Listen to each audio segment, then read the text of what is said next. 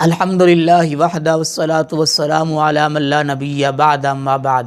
سوال کیا ایک بھائی نے کہ سیدنا جعفر طیار رضی اللہ تعالیٰ عنہ کو طیار کیوں کہتے ہیں؟